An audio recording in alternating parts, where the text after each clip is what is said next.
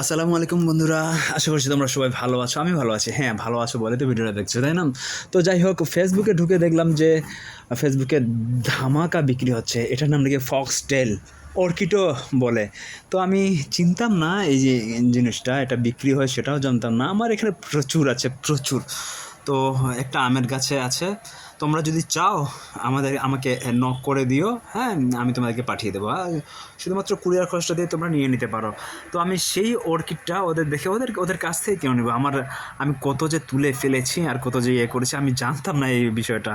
তো দেখি যে আসলে সত্যি সত্যি তো সুন্দর করে বেগুনের রকমের ফুল ফুটে আছে। তো ওইটাকে আমি পাড়ার চেষ্টা করলাম।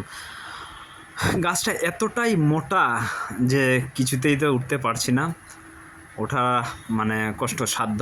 আর একটা বড় লাঠিও পাচ্ছি না যে গাছটা কীভাবে পারবো খুঁচিয়ে। তো যাই হোক, অনেক চেষ্টার পর আমি সফল হয়েছি। এই যে ফক্সটেল অর্কিড, তো এটাই ফেসবুকে ধুমধারাক্কা বিক্রি হচ্ছে। এবং যে কোনো গাছে লাগিয়েছি। এটা আমি পুকুর গাছে মনে করতাম। আমার আমের গাছ কত হয়েছিল আর কত যে আমি তুলে ফেলেছি। কিন্তু ওই যে জানলে জরি না জানলে খড়ি বলে না, ওরকম হচ্ছে কথা বলে। তো এটাকে এখন আমি মহা আদর করে লাগানোর চেষ্টা করব, যেহেতু পেরে নিয়েছি। আর যেহেতু এটা একটা শিল্পের পর্যায়ে চলে গেছে, তো এই অর্কিডটা আমি আর তুলব না আশা করছি। তো আমার একটা কাঠবাদাম আছে, কাঠবাদাম তেমন একটা ধরে না গাছটাতে, মানে প্রচুর ধুলাবালি এখানে। তো তো ওই জন্য কাঠবাদাম ধরে না। তো গাছটা আছে ছায়ার জন্য রেখে দিয়েছি, ওই গাছের নিচে আমি লাগিয়ে দিচ্ছি। তো আশা করছি যখন এর থেকে কয়েকটা চারা হবে, হবে আরও দেখতে ভালো হবে।